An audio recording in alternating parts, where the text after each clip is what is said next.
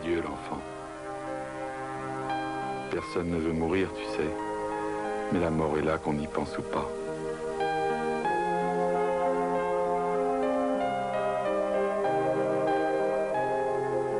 Tu es mort heureux en vivant ta vie telle que tu l'entendais.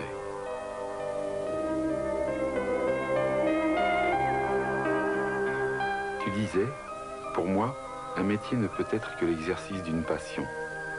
Et rien ne me passionne que la course. Jusqu'à présent, je n'ai pensé qu'à elle. Je n'ai vécu que pour elle. Quand je ne cours pas, je me prépare en fonction de la prochaine course. J'essaye de ne rien négliger pour mieux réussir. J'ai conscience de pouvoir encore progresser dans tous les domaines. L'idée que j'arrêterai un jour de courir ne m'a jamais effleuré.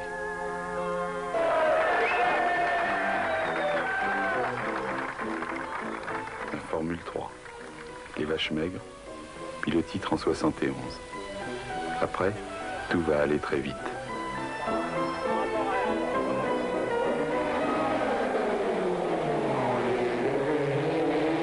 À Monaco en 72, après ta victoire, tu disais...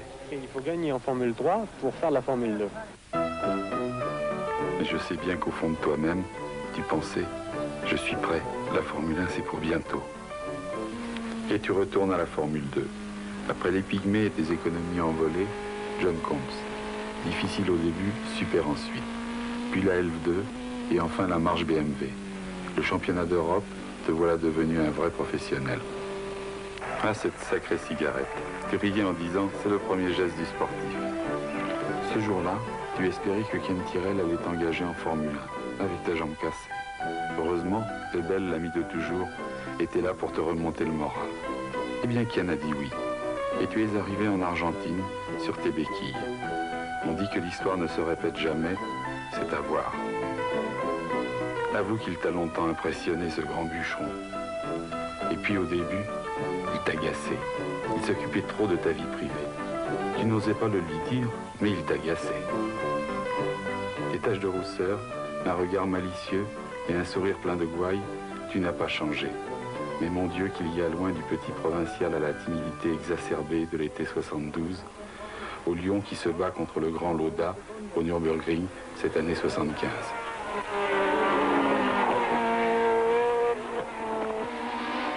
Quel duel fantastique. Tour après tour, roue dans roue.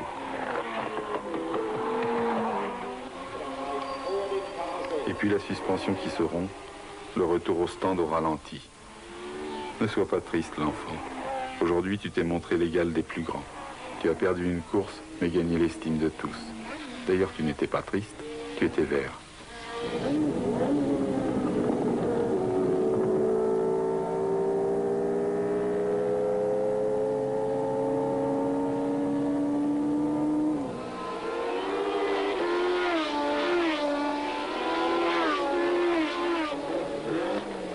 Et toutes ces deuxièmes places, sans pouvoir enfin concrétiser. Mais même le prix du pilote le plus malchanceux que tu reçus un jour à Monza ne put détruire ton bel optimisme. Mais à chaque fois, tu étais vert.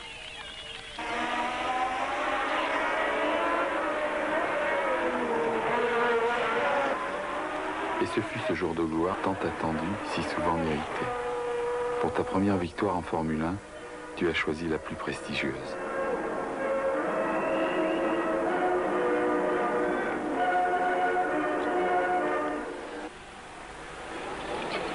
Te voilà maintenant devenu, en accédant au vedettariat, un homme épanoui. Contrairement à bien des champions que souvent le succès des natures, rien n'a pu ni ne pourra jamais détruire ta passion inébranlable. Pourtant, ni les épreuves ni les souffrances ne te furent ménagées. Mais tu es resté dans la voie que tu t'étais fixée.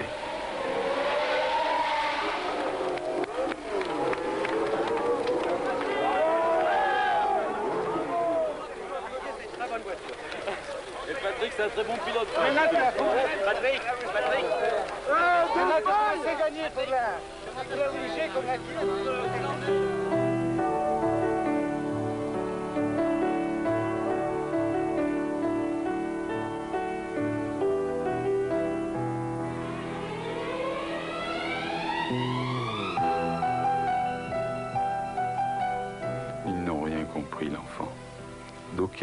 que tu avais été insouciant, que tu n'avais pas le droit d'agir ainsi, qu'un sportif de renommée internationale doit se sentir responsable.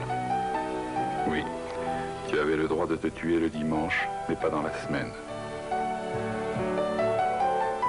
Ils n'ont rien compris, car ils ne savaient pas que ce jour-là, tu étais devenu oiseau.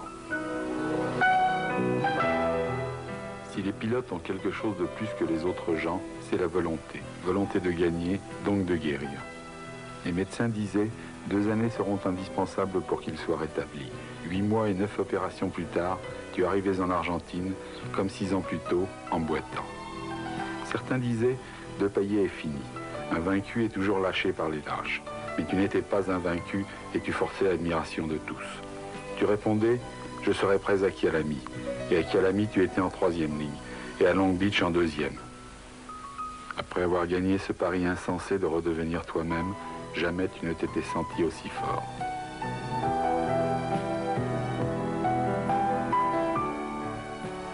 Et brutalement, par un beau matin d'été, Hockenheim.